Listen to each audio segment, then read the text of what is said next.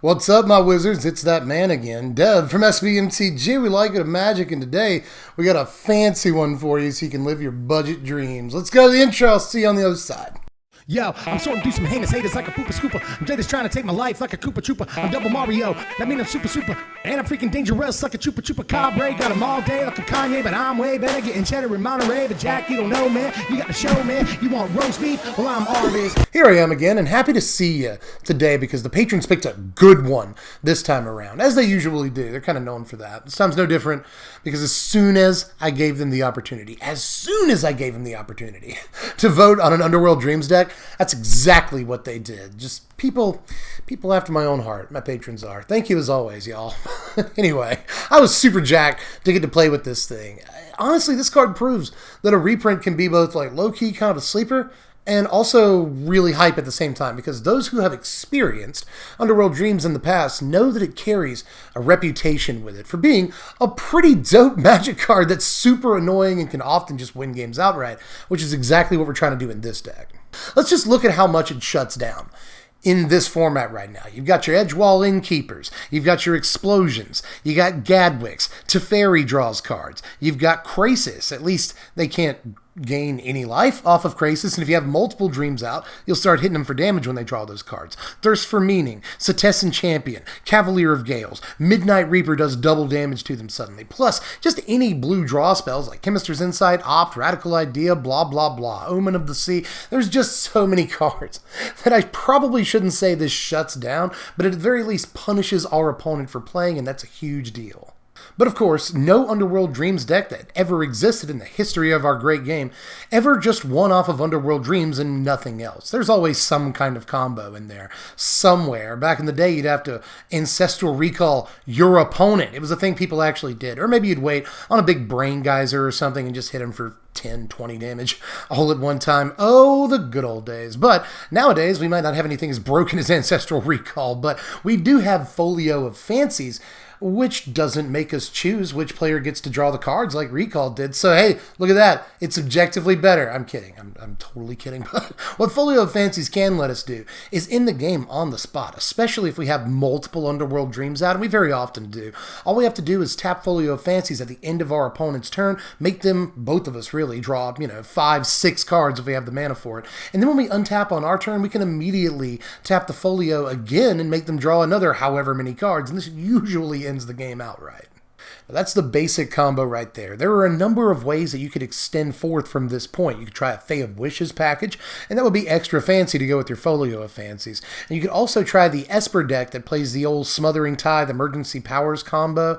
I have seen some YouTubers try this deck, and it looks really good. Notably, I watched Legend play a version of this deck the other day on YouTube, and he made the deck look so good that I'll actually leave a link to his gameplay of that deck in the description of this video, along with all the other links that you're used to. But I'd really like you to try and check that deck out because he made the deck look very, very powerful, and he's convinced me that Smothering Tithe and Emergency Powers is probably the most powerful way that you can get juice out of Underworld Dreams in this format. But again, what I've decided to do here is just stay in 2 colors to keep the deck as budget as possible, but luckily there are a lot of ways to build this deck out in just Dimir colors. And a good option if we're going to try and stay budget is Ob-Nixilis. Ob-Nix, up to his old tricks. If there's one deck in any format for Ob-Nixilis, it's the Underworld Dreams deck, because this effectively just lets us play more copies of Dreams. If we've got a Dreams or 2 out plus an Ob-Nixilis, killing a creature is a bunch of damage. Just drawing their card for the turn is a bolt's worth of damage, and that is a clock that strikes 12 quick. Old Tricky Nix also starts a trend that you'll probably pick up on as we move through the rest of the cards here, and that is removal. Stacks and piles and troves and gobs of removal. We've got lots and lots of it in this deck. We want to control the board state as much as possible. But before we get to the rest of the removal in the deck, which is most of the deck at this point, I want to talk about some disruption that we're playing. Things that'll take care of things before they even hit the table, like Agonizing Remorse, which we've got a playset of, as well as a playset of Sinister Sabotage, and 2 copies of Thassa's Intervention, which can be used as a counterspell, and you should not be afraid of using it as a counterspell either. Now, Sinister Sabotage is always going to be a great hard counter, almost No matter what, plus the Surveil, I'm playing it. I want some number of counterspells in this deck to just make sure that we can protect from stuff that we can't really protect against once it does hit the board. Things like enchantments, artifacts, we have a much harder time dealing with once they're actually on the table, so let's make sure they don't ever hit the table in the first place. All the same things can be said about Agonizing Remorse, by the way. This takes care of stuff before they even get a chance to cast it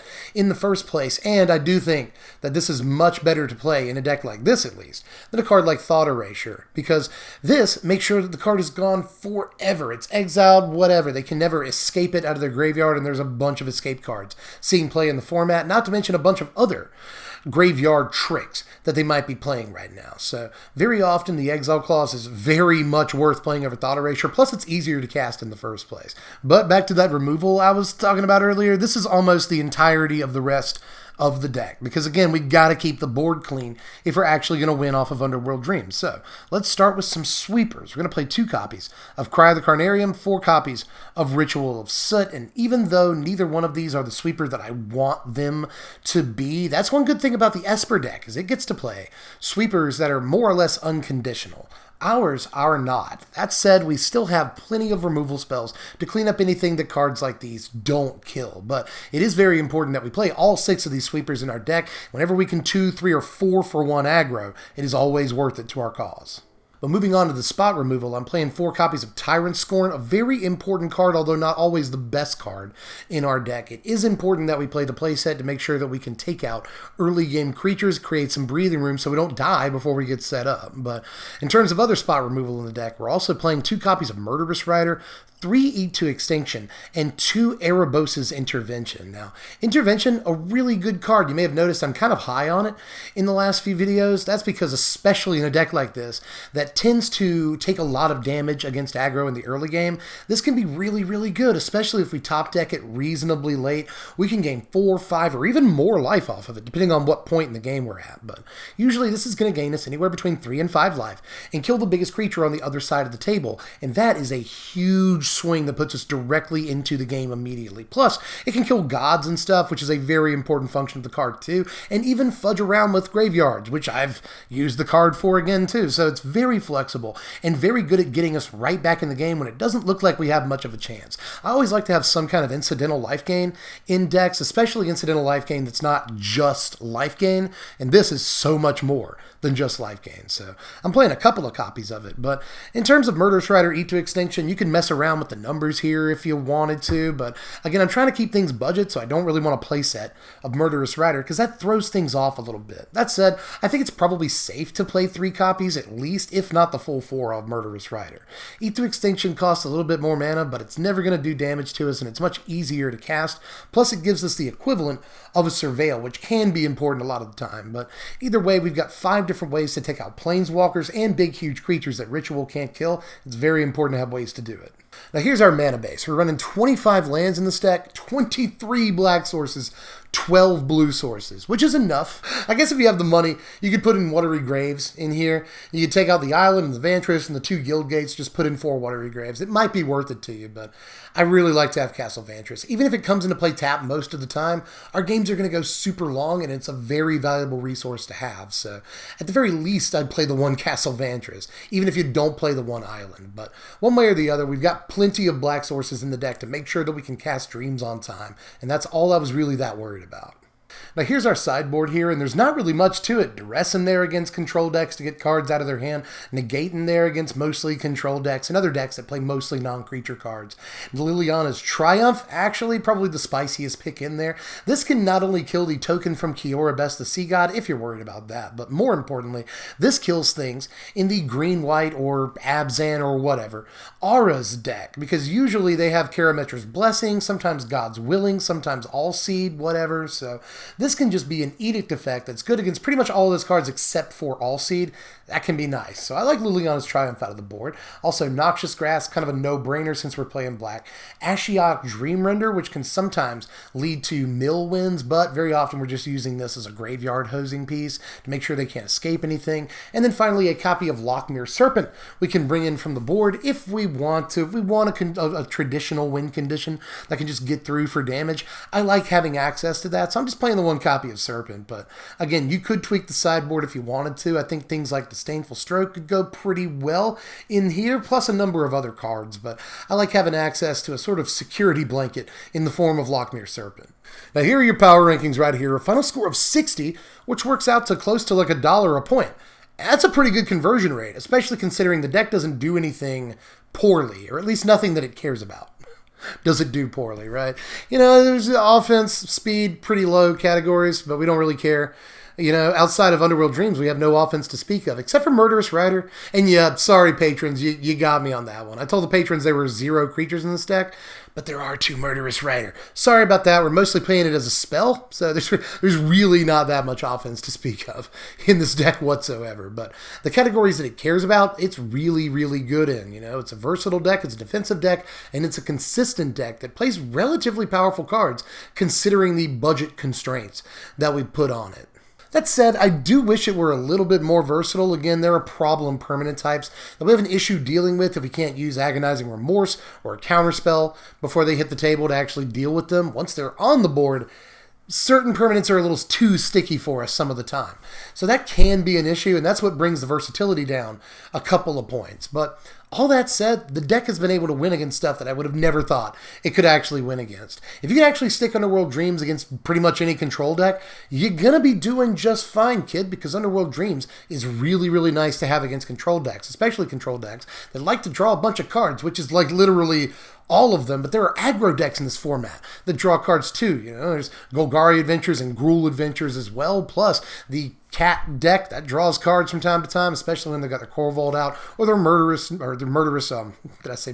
Midnight Reaper that also draws cards for them. So there's a lot of decks that have just incidental card draw right now that Underworld Dreams will just absolutely brutalize. That can be nice, but against all the like aggro decks in the formats, even the ones that don't have, you know, card draw in them, you know, mono red aggro, mono white aggro, all that stuff. We've just got sweepers for days, and it's really hard for those decks to regroup against us, even if we do give them a good long while to get back in the game, because this deck does take a while to close the door, if you haven't noticed, especially against a bunch of decks that don't draw a lot of cards, like mono red aggro.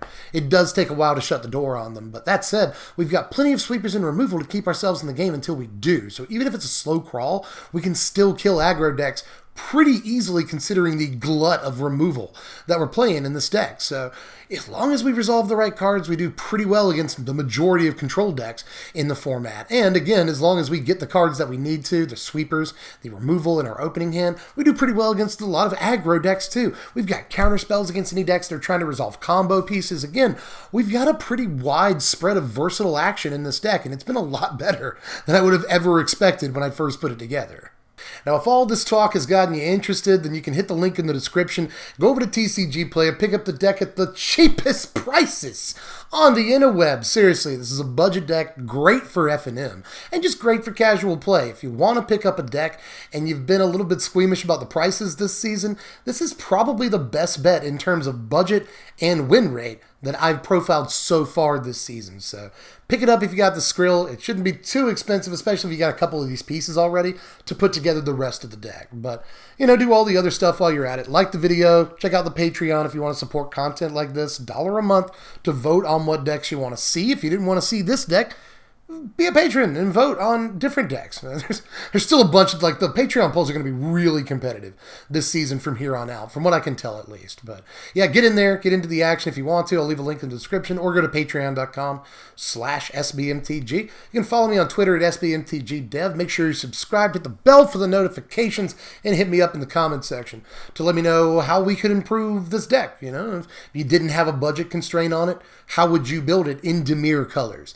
You know, if you wanted to, you know, keep the budget, but still swap in different cards, let me know how you feel about it. How would you build this deck? But in any case, I think that I'm pretty much done for this one. I'm sorry there was no cats this whole video. I promise I'll get you cats next time. I promise.